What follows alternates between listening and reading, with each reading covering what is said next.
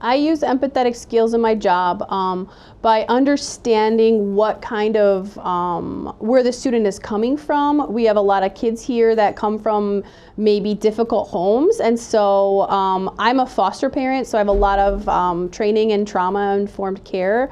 And just how to handle kids that maybe are coming from a trauma background. And so I try to take that into account when I'm talking to a student, or when I'm assessing them, or when I'm trying to help them get to where they need to be.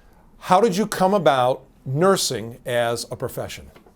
I started in a pre-med track, actually, and then decided that it was just too long, and so I kind of backed off and said, you know what, nursing will give me the same kind of experience. And so I graduated as a traditional college student with a nursing degree, and then I got into pediatrics. I knew that that's what I wanted to do. I wanted to be with kids, so I have a long time working with peds. I did a little bit of OB, but mostly peds. And then I did some public health, which is great. I worked in a clinic that worked with refugees in Minnesota when I lived there. And so then I took a break for about 10 years when my kids were little. So your professional path went from dreams of being a doctor to going into a nursing program to becoming a pediatric nurse and then becoming a school nurse. Why did you finally choose school nursing as a specific profession? I knew I wanted to go back to work, and so I was kind of looking at jobs, and we were kind of checking the schedule. My son was only 3 at the time, so it just fit with the schedule. I'd been home for 10 years, and so my family was used to, oh, mom's always home, so she's always available. And so it was just some transition to get used to, mom isn't always available, now she's at work. And so the school hours are great, especially high school hours. I can get home to get my son off the bus, and I'm home with my kids in the evening.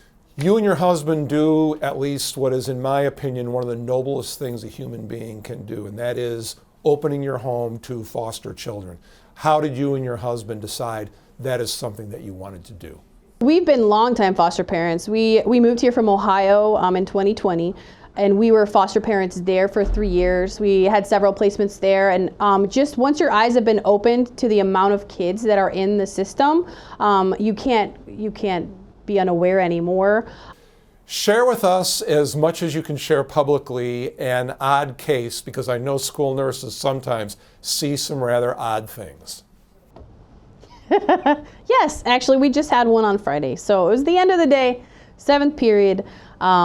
One of the students was in the biology lab. A teacher came down to find a nurse, and I'm like, oh, she seems a little stressed. And I'm like, what can I help you with? And she said, well, we have a student who's stuck to a drawer upstairs.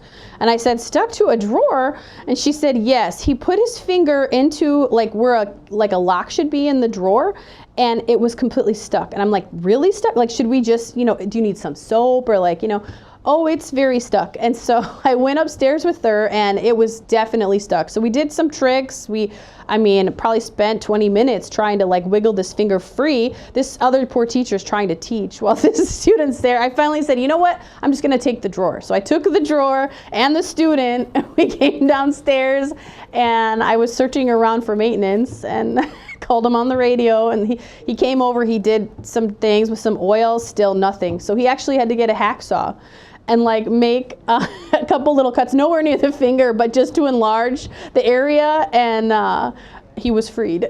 Is student's okay now? Student's fine. His finger was fine. It just was, I said, what did we learn here? And he said, yeah, I shouldn't have done that. And I said, yeah, probably not.